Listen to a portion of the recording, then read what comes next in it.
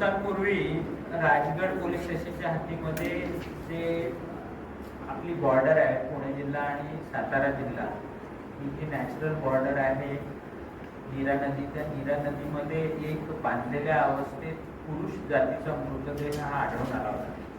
त्या मृतदेहाचा तपास केला असता तो मृतदेह लोहारा जिल्हा धाराशिव इथल्या एका व्यक्तीचा होता असं निदर्शनास आलं आणि मग त्याच्यावरनं पुढे तपास केला असता असं लक्षात येत आहे की त्याच्यामध्ये त्याची पत्नी आणि तिचा प्रियकर या दोघांनी त्या व्यक्तीचा गळावरून खून केला आणि ती बॉडी जी आहे ती त्या नदीमध्ये फेकून दिली.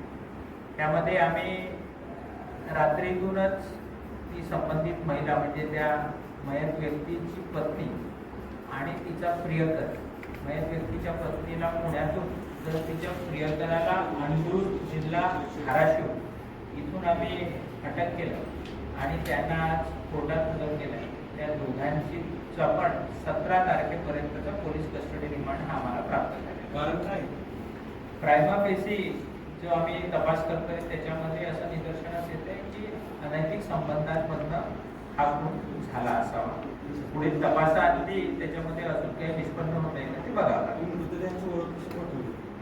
मृतदेहाची जी ओळख आहे त्याच्या कपड्यांवरनं आम्हाला जो टेलर मार्क मिळाला तो लोहारा जिल्हा धाराशिव इथला होता आणि मग त्यावरनं त्या टेलरशी संपर्क करून आम्ही तो व्यक्ती कोण आहे त्याची ओळख पटवली.